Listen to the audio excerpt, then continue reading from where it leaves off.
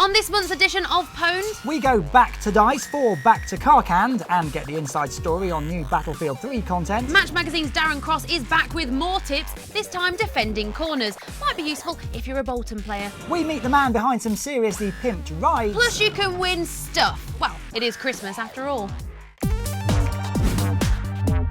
Welcome to the final Pwned before Christmas. Now, it's getting colder outside, but it's not as cold here in the UK as it is over in Sweden. And I should know, as recently I braved sub-zero temperatures and £10 pints of beer Pricey. in the capital Stockholm just to visit the studios of Battlefield 3 developer DICE and get the inside track on the Back to Karkand expansion pack. Nicholas, Back to Karkand brings some classic Battlefield 2 maps to Battlefield 3. Can you tell us what they're all about?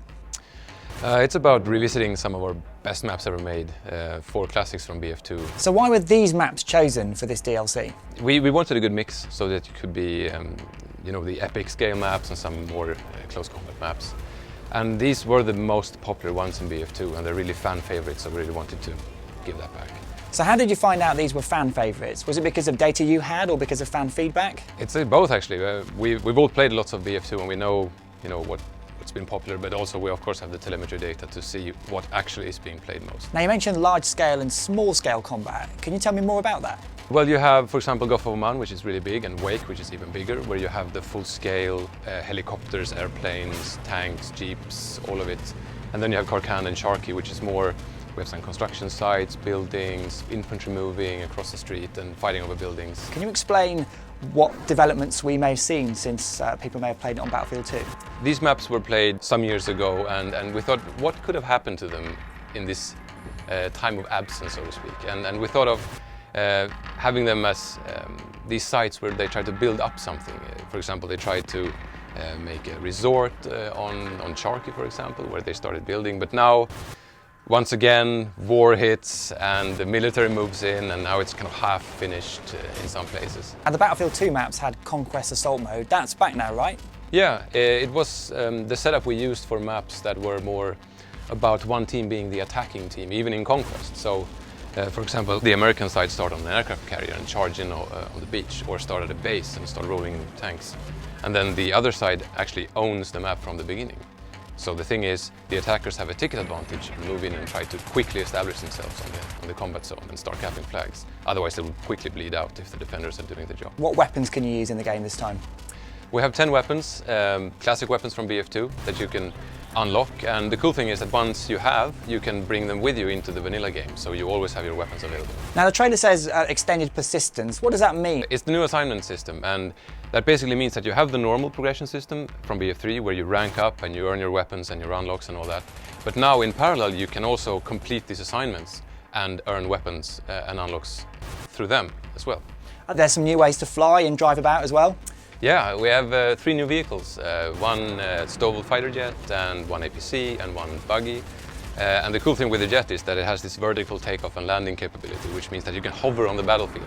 And that's a very strategic thing, because if you're a stationary target, you're easily taken down, but you can also hold areas and capture flags and doing those things in a jet. So potentially rewarding, but dangerous? Yes. Tell me about this 4th vehicle. There's a bulldozer in there, is that right?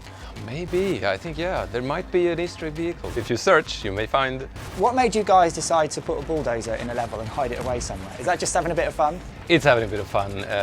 We like, having these small comical things for people to really, enjoy and laugh and have fun with. And considering there's so much construction going on, we thought it's a good idea that they have left some machinery there. Finally, Nicholas, what does Back to Karkand offer to Battlefield 3 gamers? We offer BF2 players a really nice nostalgia trip with some new things to discover, with new guns and new vehicles. But also new BF gamers, they don't have to play this before. They're getting 4 classic maps. They're classic for a reason. They're just going to jump in and have a great time.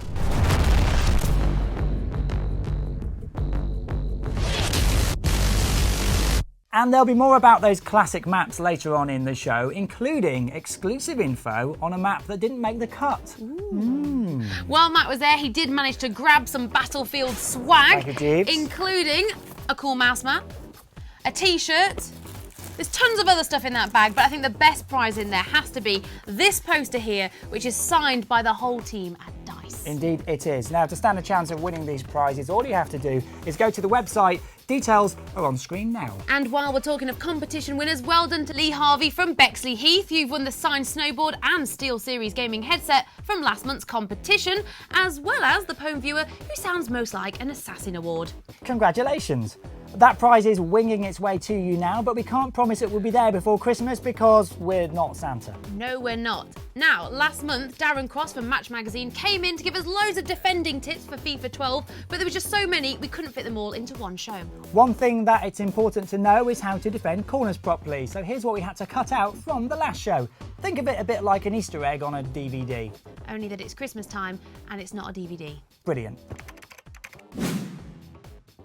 What a lot of people don't realise there is that when you're selecting players, you can actually do that really precisely by using the right stick to select them as opposed to the player select button. Can you? Yep, you can, and it's much quicker. Is that in the manual? I don't believe it is in the manual, but it does actually work, yeah. So the way that you do this is by in relation to the player you've got selected, wherever you move the right stick, the game will then select the next player, but you can really pinpoint which ones you want to choose. And this is really useful when the ball's coming into the box, especially in the air, because occasionally, I don't know about you, but in the past I've panicked and I've pressed the player change button, I've selected the wrong one, and then my player's standing there like a zombie and they go through and score. Instead, what you should be doing is selecting the exact player you want with the right stick. In this clip that we've got, you can see I'm selecting exactly the player that I want to control. As soon as I get the right one that I'm happy with, I stay on that player, and as you can see, I clear the ball away. Can you move into position before the corner's taken? Yeah, absolutely, yeah, and I think that's the key part of this. A lot of people don't realise that, you know, a lot of people will wait for the ball to come in the box and they'll just hammer the clear button. That's me. That's exactly what I do. Yeah, whereas actually you're going to have a much better chance of winning the ball if you move into the right position to start with. Also, a key thing to remember when you're clearing the ball is not to use the pass button. Completely avoid the pass button. What will happen is your player will try to knock it down to the nearest player, and 9 times out of 10 it will go to the opposition, who will return it with interest straight at your goal. It's a real chance! Oh, what a goal! Darren Cross talking about FIFA 12 there, which gives us a very simple segue into footballers and their pimped up cars. Coming up, the biggest rim you'll ever see. Please don't Google that.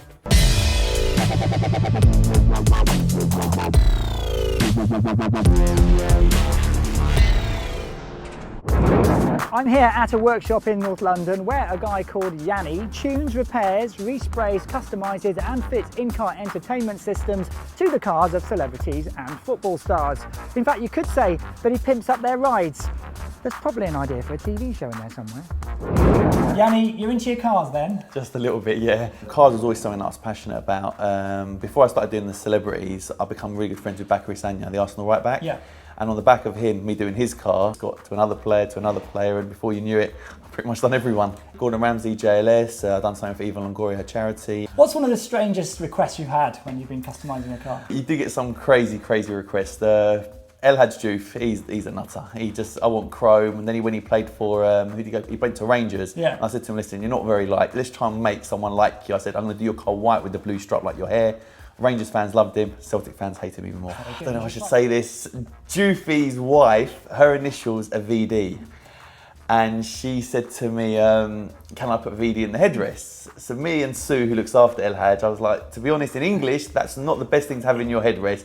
Yianni, I want it done. Okay, so I done it. So you're into gaming, what sort of games are you into? FIFA. I love my FIFA. Need for Speed, the new one. Yeah. Special. Very, very special. So in the new game, you've got a bit of NOS going on, you've got a bit of nitrous to get you out of trouble. Yeah. How realistic is that? Does that actually happen? Do people put that in their cars? Listen, on the Ferraris and stuff, no, but back in the day we done one on an Escort. It's a crazy thing to do, but it's unbelievable. When you hit the button, the G-force that it pushes the car forward, it's special. But if you do it to the likes of an Escort, your brakes are not there to stop you. So you ain't really stopping, you go into the back of someone. So Jay Bothroyd's got his car in today. What's he having done? We've done his car in the new matte silver. No one's had that done. I put 2 screens in his rear headrest and a PlayStation. He's got a young little boy. And Jay's a bit of a kid himself.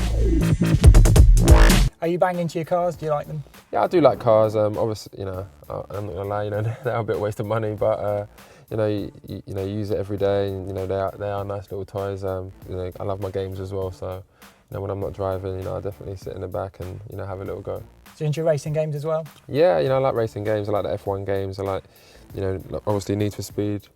You know, big fan of it. It's got a race from San Francisco all the way to New York. If you were to do that race, what car would you do it in? I think I'd go for like a Shelby GT. Why not? The one that's gone in 60 seconds. Yeah. I like that. It sounds lovely, and it's got a little button for acceleration.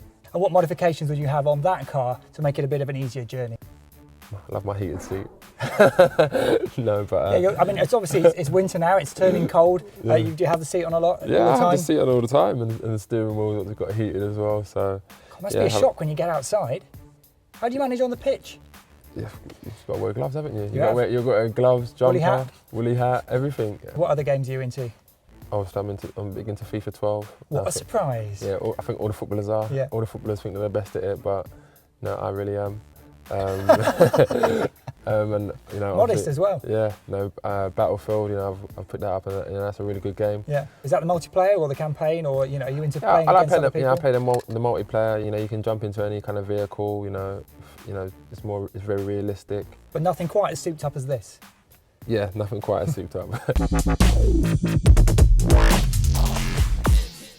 Yianni was doing an amazing customisation job on a convertible whilst we were out there. Oh, one of our YouTube viewers, Spider21, he might like that because he's always asking to see tops being taken off on the YouTube comment section. Indeed.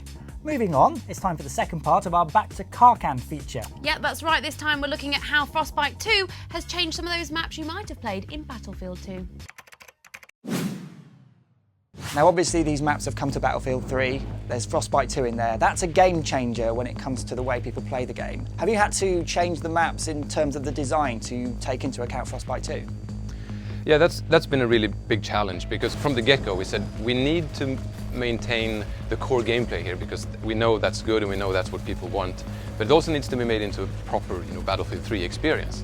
And Frostbite 2 has lots more stuff than the old engine did, so we've done lots of tweaking and balancing and really careful thinking about what to add and what to maintain and so on to make sure that you have the original gameplay but also the new high fidelity Battlefield 3 experience. You've got 4 great maps in Back to Karkand. Were there any maps you couldn't include for any reason?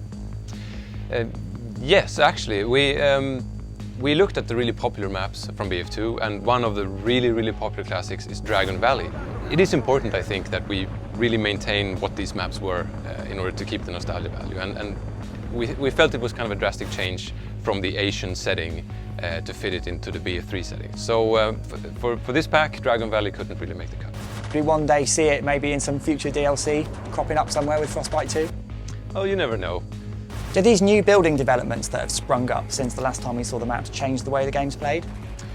Yeah, when you have all the destruction added, we've added interiors to the building, for example, so that instead of just having them as a block in your way, you can move inside, you can establish a position there, and that has really opened up a lot of new tactics on the maps. One thing I can mention is in Sharky Peninsula there used to be this propaganda tower TV station in the end, but due to the limitations of the old engine in BF2, we could only basically make a staircase and a small balcony. But now with Frostbite 2, we've managed to create this big TV studio where you can actually fight for control of the flag, which just makes that base so much more interesting to fight in. And you've got more trees and foliage in there this time. Does that change the way the game's played? I would say it's just making the map look as it was intended in the beginning, because now we can add lots of nice trees and foliage and make it look really as it should. If you look at a forest in one of the old games, it's like 2 trees stuck in the ground and that's it. So yeah, it's really good to have the tech now. Do you think people that play these maps in Battlefield 2 are going to enjoy the maps more in the Battlefield 3 universe? I think so, yeah. They are going to recognize and feel that nostalgia and know, oh, I used to sit in that corner, or I used to be in that building, or whatever. But it will look so good and we have that new dynamics. And of course the destruction makes it so that there's some new tactical options for it. We've been very cautious here to manage, to be able to maintain the established gameplay, but still introduce the destruction in a good way. And I think we've done that. We've been forced to do some small tweaks, of course. There are some, for example, if you blow that up, you will be able to see to spaces you really shouldn't, and so on. You get an unfair advantage. So we've been careful with that and tweaked it so that you should have a really good tactical gameplay. And the Back to Karkand expansion pack is available now for Xbox 360, PlayStation 3 and PC. Well, that's it for the show. Thanks for spending 2011 with us. It's been quite a ride. Indeed it has. Don't forget you can follow us and subscribe to us by clicking on the links above. While you're there, leave a comment as well. Oh, and thank you for all your likes. We do really appreciate them. Right, now let's leave them, I think, with some more tasty morsels from EA Vision for you to feast on until we're back in January. Until then, happy holidays. Bye.